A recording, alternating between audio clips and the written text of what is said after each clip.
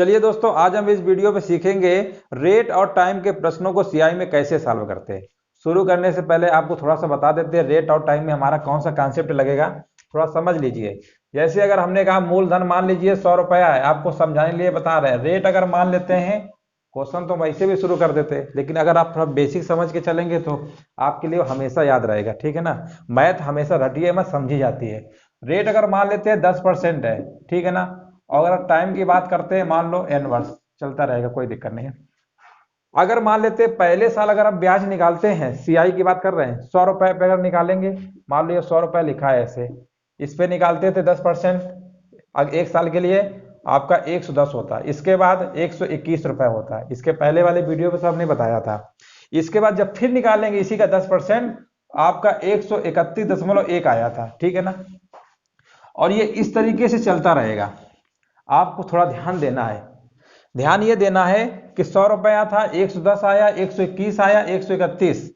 यहां पर ये कौन सी सीरीज बना रही है। अगर आपने मैथमेटिक्स अच्छे से पढ़ा होगा तो आपको पता होगा ये सीरीज हमारी कौन सी बना रही है। जैसे अगर हम उसकी बात करते हैं, किसकी, साधारण ब्याज की। साधारण ब्याज में क्या होता है, 100 रुपए होता है, अगले साल के लिए ब्याज निकालेंगे 110 होता है, फिर 120 होता है, अब फिर 130 होता है, देखते रहिए 140 डैश डैश। ये तो आपको दिख ही रहा है, ये कौन सा है, समांतर श्रेणी है। इनका डिफरेंस हमेशा बराबर होता है।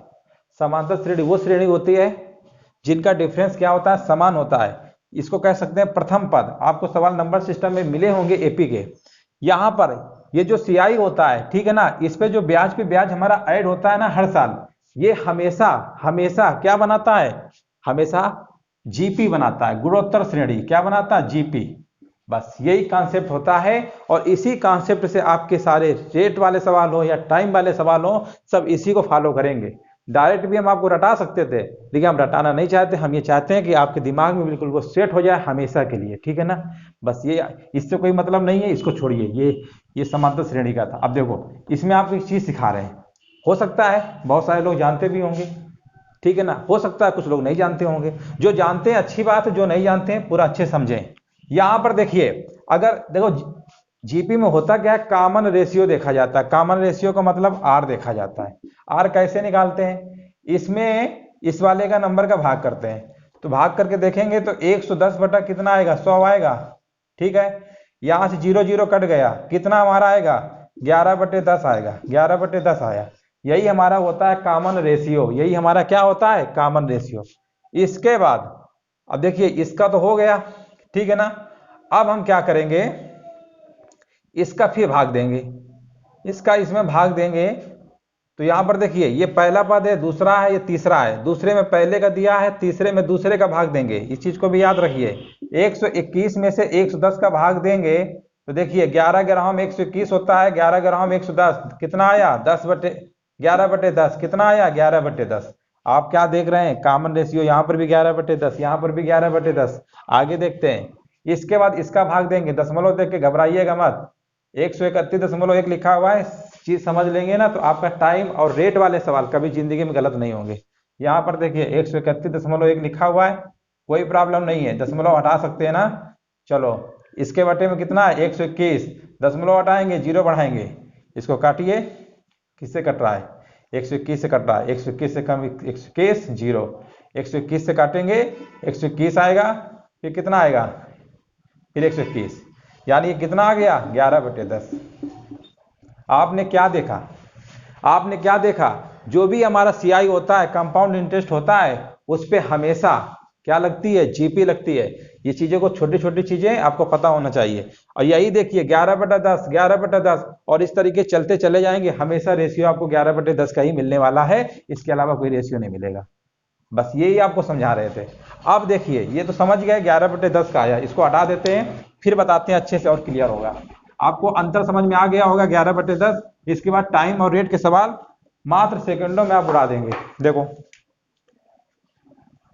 ये 11/10 था, इसका रेट 11/10 आया था डिफरेंस, ठीक है ना, ये याद है। अब देखिए, ये तो पहले वर्ष का था।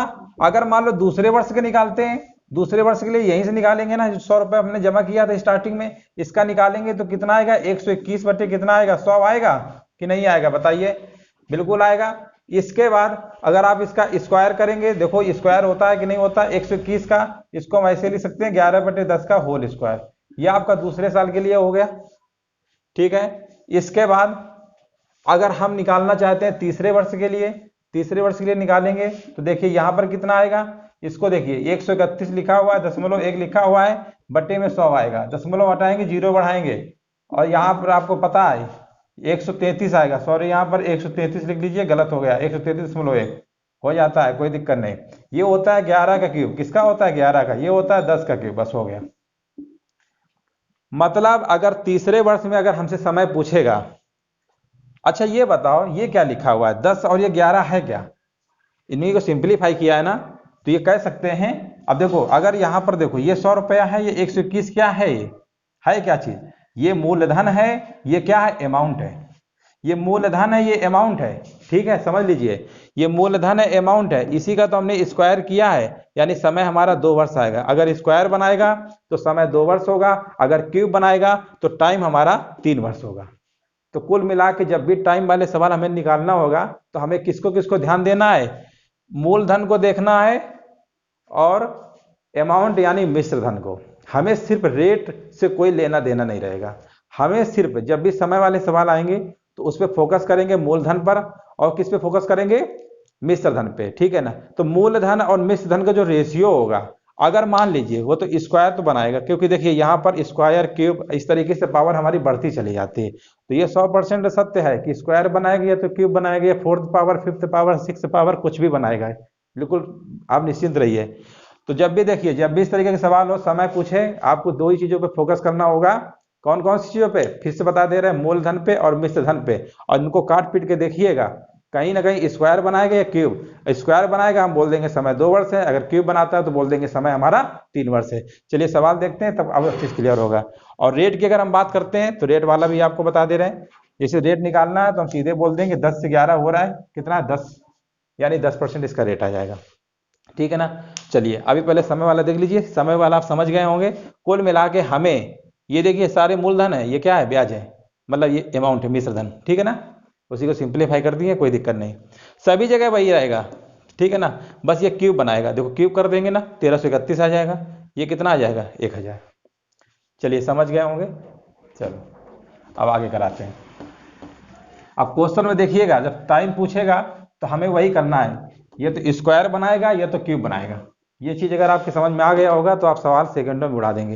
देखिए सवाल लिखा हुआ है, पहला सवाल लिखा हुआ है, चक्रवृद्धि ब्याज की 8 से 1/3 वार्षिक दर पर 1728 कितने वर्षों में 2197 रुपए हो जाएगा। देख रहे हैं 2197 रुपए हो जाएगा, यानी मिश्र धन की बात हो रही है। और कितने 1728, हमने क्या बताया था, समय निकालने के लिए हमें मिश्र धन और मूलधन को चाहिए, रेट से कोई लेना देना नहीं, रेट को छोड़िए। अब देखिए यहां पर देखिए अमाउंट कितना दिया हुआ है 2197, यानी 2157 रुपए हो जाएगा, ठीक है ना, इतना तो आप समझदार हैं, जानते ही हैं क्या है। और पी हमारा कितना होगा, मूलधन पी हमारा कितना है 1728, यही तो लिखा हुआ है, पी हमारा 1728 रुपए। अब देखिए इसको लगाएंगे मजा आएगा। यहां पर देखिए ये लिखा हुआ है, ये लिखा हुआ है, ये कहीं ना कहीं ये दोनों का रेशियो, ये भी याद रखिएगा, अगर ये क्यूब बनाएगा तो ये भी बनाएगा, ऐसा नहीं है कि क्यूब बना रहा है स्क्वायर बना रहा है, ये दिमाग मत लगाइएगा, नहीं गलत हो जाएगा। दोनों स्क्वायर चलेगा मतलब अमाउंट, तो ये भी प्रिंसिपल भी उसी के साथ चलेंगे, दोनों एक एक साथ चलेंगे, इतना समझ लीजिए, ठीक है ना। दोनों मान लो मतलब एक समान चलेंगे। तो चलिए कोई दिक्कत नहीं है, देखते हैं। यहां पर देखिए किसका क्यूब बना रहा है, इसको ऐसा करते हैं, लिख लेते हैं A/P के रेशियो में ऐसे लिख लेते हैं। ए हमारा कितना है वो तो लिखा ही है, कोई दिक्कत नहीं, एक बार और लिख दे रहे हैं 1728। अब आपको ये सोचना है, देखो कभी कभी तो आराम से बन जाता है, कभी कभी नहीं बनता है तो काटना पड़ता है, ठीक है ना। जैसे आप जानते होंगे कुछ चीजें तो बिल्कुल आसानी से सॉल्व हो जाती हैं, और जब सॉल्व नहीं किया होता है तो उसके लिए कुछ ना कुछ हमें करना पड़ता है। अब देखिए 2197 किसका क्यूब होता है, अगर आपको याद होगा तो आप सीधे बता देंगे, ये हमारा होता है 13 का क्यूब, किसका होता है 13 का क्यूब, और ये हमारा होता है 12 का क्यूब, यानी इसको हम ऐसे लिख सकते हैं स्मार्ट तरीके से 13/12 का क्यूब। यानी 12 गुणे 12 गुणे 12 3 बार करेंगे तो 1728 आएगा। 13 गुणे 13 गुणे 13 3 बार करेंगे तो आपका 2197 आएगा। ये बात बिल्कुल सत्य है कि यहाँ पर ये 13/12 के क्यूब बना रहा था। और अभी हमने क्या बताया था, जब भी समय होगा ये तो स्क्वायर बनाएगा, क्यूब बनाएगा, पावर फोर्थ बनाएगा, फिफ्थ बनाएगा, जो भी बनाए उससे कोई दिक्कत नहीं, सीधे बोल देंगे समय कितना होगा 3 वर्ष, बस हो गया। आपने देखा कुछ भी समय नहीं लगना। अगर आपको क्यूब, स्क्वायर, रूट अगर याद है तो आप सिर्फ क्वेश्चन देखेंगे और सेकंडों में लगा देंगे, ठीक है ना। ऑप्शन नंबर सही होगा 3 वर्ष। चलिए अगला प्रश्न देखते हैं। देख रहे हैं समय वाले सवालों को, यही होता है कॉन्सेप्ट। अब अगर आपको रटाते तो आप रट लेते, लेकिन आपको अगर हमने सीरीज बता दिया, जीपी की होती है और जीपी में जो रेशियो होता है वो बराबर होता है, सिर्फ उसकी पावर बढ़ती रहती है, तो आपके दिमाग में हमेशा के लिए सेट रहेगा। अगर आप बिल्कुल अगर शॉर्टकट पढ़ेंगे ना तो कुछ समय बाद दिमाग से भी शॉर्टकट हो जाता है, ठीक है ना, इस चीज को भी याद रखिए। चलिए इसी टाइप के एक सवाल और लेते हैं। अगला देखते हैं, लिखा हुआ है कितने समय में 1000 की राशि 10% वार्षिक चक्रवृद्धि की ब्याज दर पर 1331 रुपए हो जाती है। समय पूछा गया है, हमें क्या देखना है, अमाउंट, मूलधन, बस 2 चीज चाहिए और कुछ नहीं। समय के लिए सिर्फ 2 चीजें।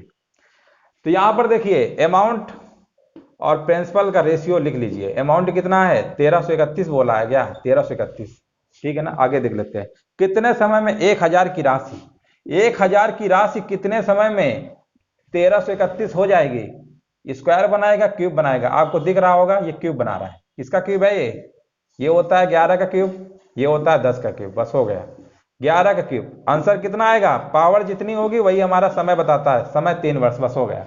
मतलब मिली सेकंड में भी आप उड़ा देंगे सवाल को। समझ में आ रहा है ना सभी लोगों को, बिल्कुल आ रहा होगा, उम्मीद है। कुछ नहीं करना टाइम वाले सवालों में। चलिए 2 सवाल अभी और कराते हैं ताकि और अच्छे से क्लियर हो जाए। चलिए अगला सवाल देखते हैं, लिखा हुआ कितने समय में 44 रुपए ब्याज की 8% वार्षिक दर पर 4576 रुपए हो जाएंगे, जबकि यह चक्रवृद्धि ब्याज अर्धवार्षिक सही होता है। कोई दिक्कत नहीं, अर्धवार्षिक बोलिए, तिमाही बोलिए, दुमाही बोलिए, उससे में कोई दिक्कत ही नहीं है। हमें सिर्फ 2 ही चीजों पे फोकस करना है, अमाउंट और मूलधन पे। अमाउंट कितना लिखा हुआ है, अमाउंट और प्रिंसिपल का रेशियो देखना है। अमाउंट हमारा कितना लिखा हुआ है देख लेते हैं एक बार, 4576 लिखा हुआ है, यहाँ पर लिख लीजिए 4576। और प्रिंसिपल की अगर हम बात करते हैं, प्रिंसिपल हमारा कितना लिखा हुआ है 4400 रुपए, बस ऐसे लिख लीजिए। अब देखिए कहीं ना कहीं स्क्वायर क्यूब जो भी है बनाएगा, कुछ नहीं बनाएगा तो 1 वर्ष तो आएगा ही, ठीक है ना, ये भी याद रखिएगा। और जरूरी नहीं है कि 2 वर्ष 3 वर्ष बने ही, 4 वर्ष नहीं बनेगा तो 1 वर्ष तो हमारा है ही, ठीक है।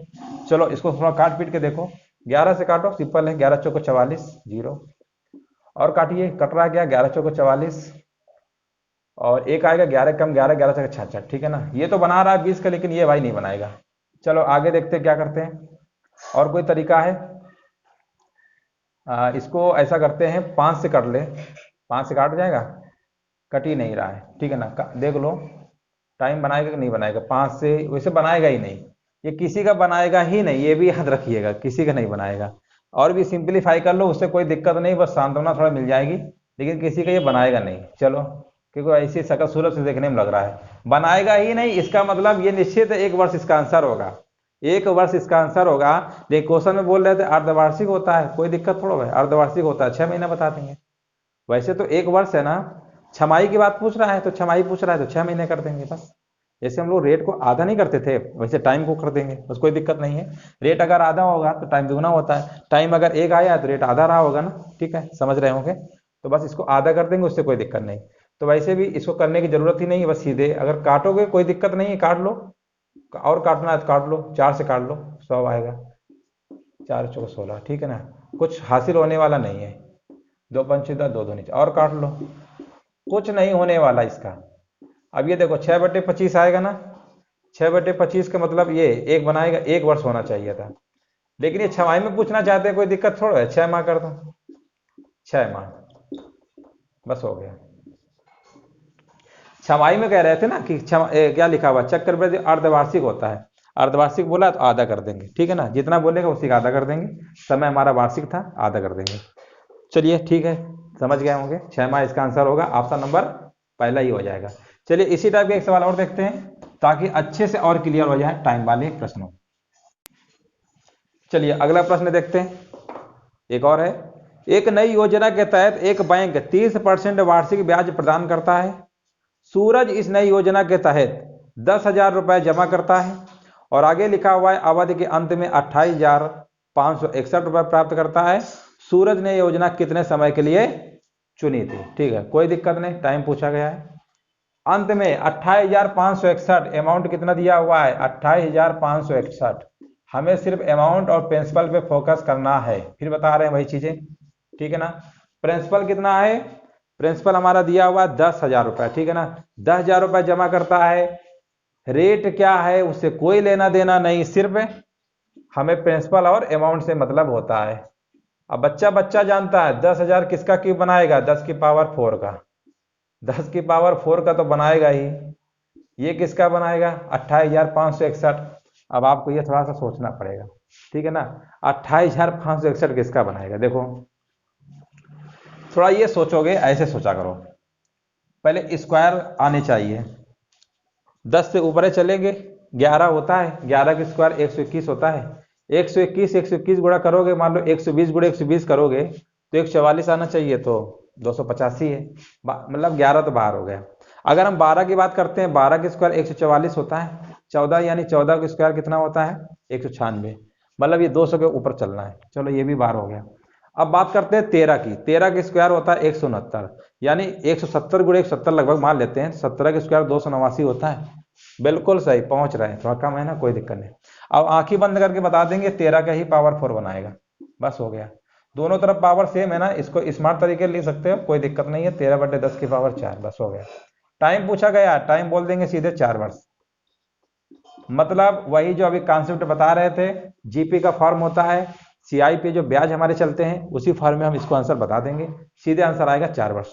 मतलब जब भी टाइम की सवाल की बात बोलेगा तो प्रिंसिपल और अमाउंट जरूर दिया होगा, उन्हीं को पावर के रूप में तोड़िएगा। अगर 2 बार आएगा तो 2 वर्ष, 3 आएगा 3 वर्ष, 4 आएगा 4 वर्ष, ठीक है। चलिए ये तो हो गया। अब देखते हैं रेट वाले सवाल। रेट वाले अपना क्या कहते हैं उनको भी देख लेते हैं। चलिए रेट वाले सवाल देख लेते हैं। रेट वालों में भी कुछ नहीं होता, बनाना उसे भी पावर में है, ठीक है ना। बस पावर बना के छोड़ देंगे, जो उसकी वैल्यू होगी उसी से निकाल लेंगे। चलिए सवाल देखते हैं। लिखा हुआ राजू ने P% के वार्षिक चक्रवृद्धि ब्याज दर पर 5,000 का निवेश किया। 3 साल बाद उसे 1,655 रुपए ज्यादा मिले। इसका क्या मतलब हुआ?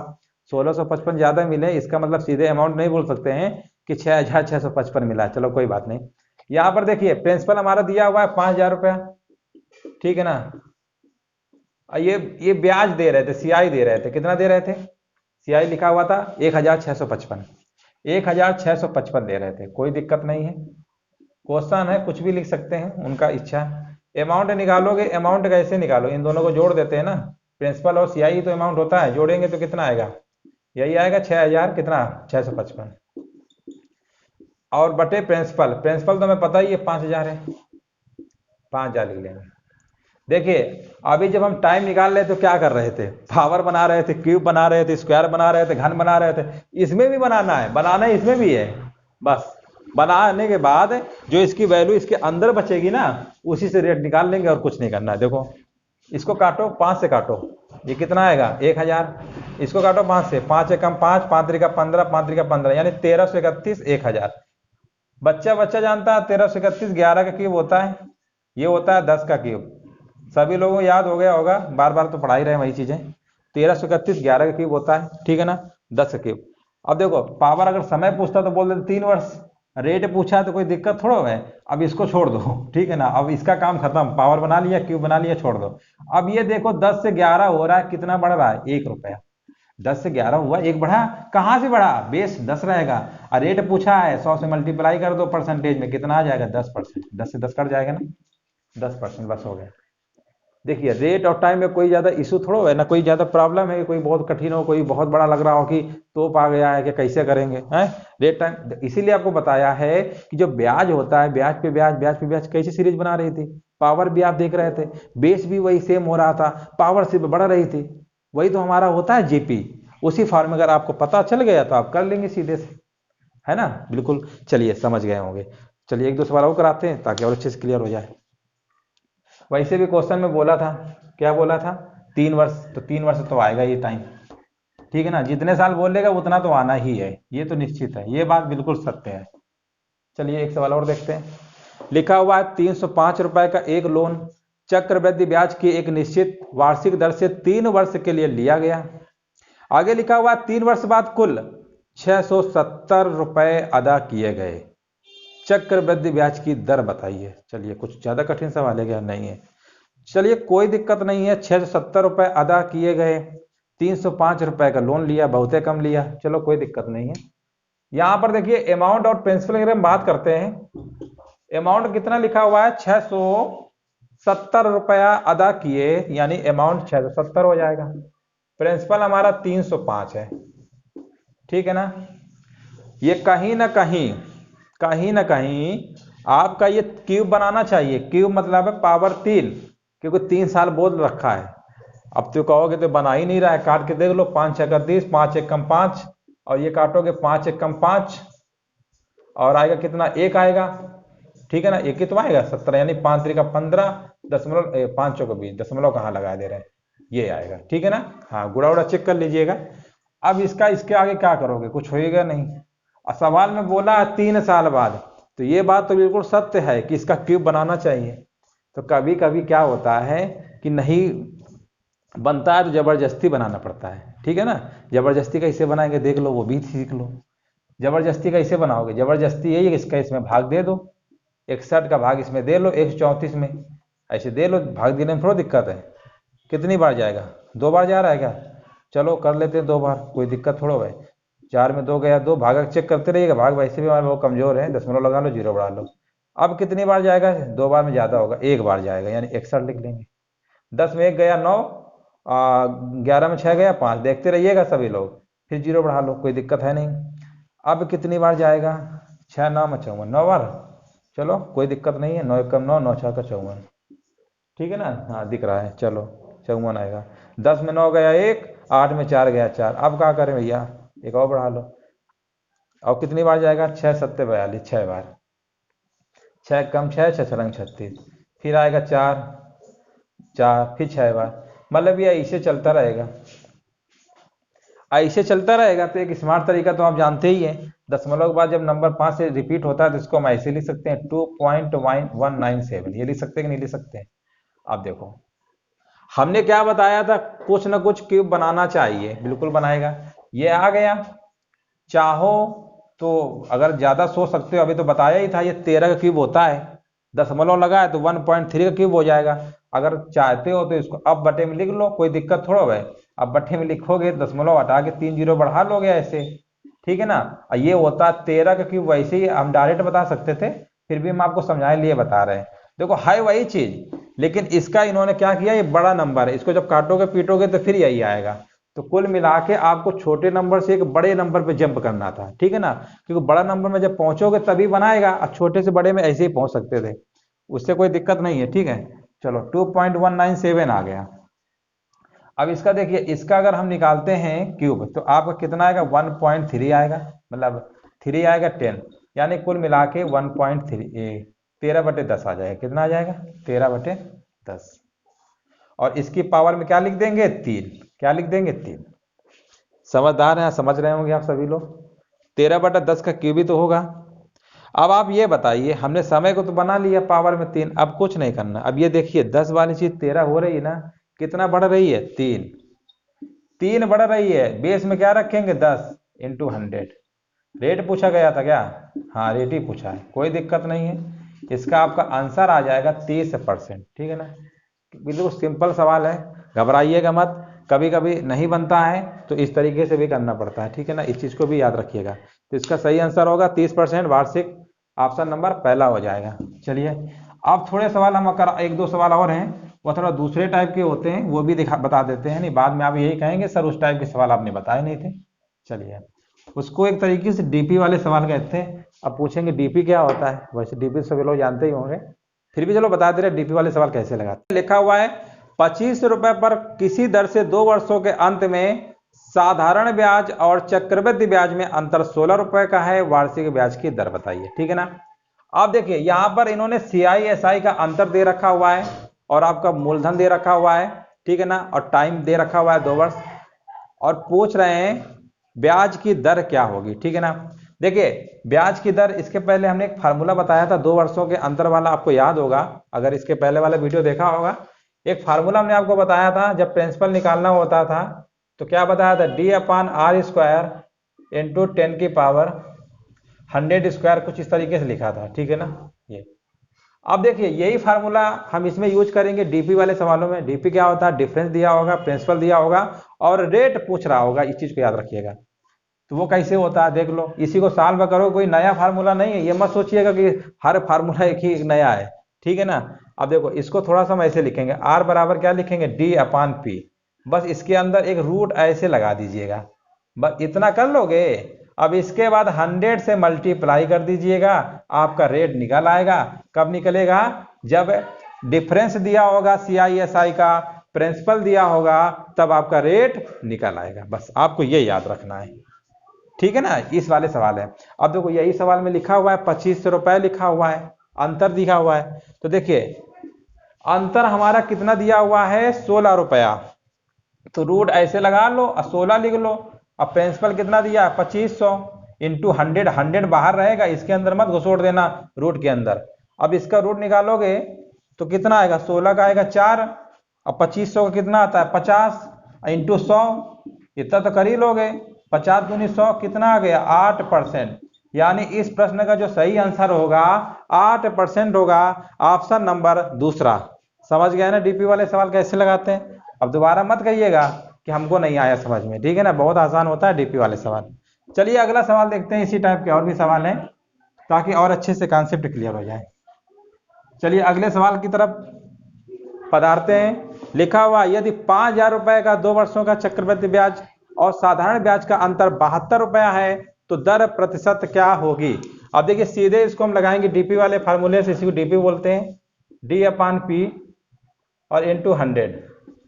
इतना तो कर ही लोगे, कोई भी छोटा बच्चा होगा वो भी कर लेगा, इतनी बार से बताएं। अब देखो यहाँ पर डिफरेंस देखिए 72 है, तो 72 ऐसे लिख लेंगे, और यहाँ पर प्रिंसिपल कितना है 5000।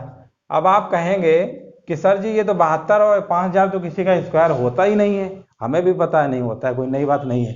तो देखो अब इसको बनाओगे, कुछ तो करना पड़ेगा ना, बिना मेहनत के कुछ होने वाला है क्या। इसको काटो, 2 से पहले 2 एक कम 2, 2 छः का 12, 2 पंचे 2 दूनी 4, 2 पंचे 10। अब ये काटने के बाद कितना आया है, 16/2500 आया है कि नहीं आया है। अब तो बना रहा है, अभी नहीं बना रहा था, अब तो कहोगे बना रहा है। इतना थोड़ा बहुत किया करो, छोटी छोटी चीजें पूछा करते हो। तो देखिए 16 है तो 4 लिखोगे, नीचे कितना आएगा 50 इंटू 100 का, इसका भी आंसर यही आएगा क्या, क्या बात है। अच्छा 50 दूनी 100, इसका भी 8% आ रहा है क्या, दोनों आंसर सेम आ गए। चलो कोई दिक्कत नहीं, आ रहे हैं तो क्या किया जाए। चलिए समझ गए होंगे डीपी वाले सवाल इस तरीके से लगाते हैं। चलिए एक सवाल हम और कराते हैं आपको, वो क्या होता है, थोड़ा सा अलग होता है। अलग का मतलब होता है साधारण ब्याज दिया होगा और चक्रवृद्धि ब्याज दिया होगा, फिर पूछता है रेट क्या होगा। लास्ट में उसको भी देख लो, एक सवाल बचा हुआ है, ठीक है ना, बस लास्ट सवाल है उसको भी देख लीजिए। चलिए देखिए लिखा हुआ है, किसी धन का 3 वर्षों का साधारण ब्याज 1200 रुपए है तथा 2 वर्षों का चक्रवृद्धि ब्याज 812 रुपया है, दर पूछा गया, कोई दिक्कत नहीं।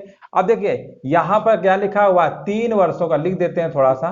3 वर्षों का एसआई मतलब होता है साधारण ब्याज, कितना है 1200 रुपया, ठीक है ना। अगर हम बात करते हैं 2 वर्षों का सीआई की, 2 वर्षों का सीआई कितना दिया हुआ है, सीआई दिया हुआ है 812 रुपया।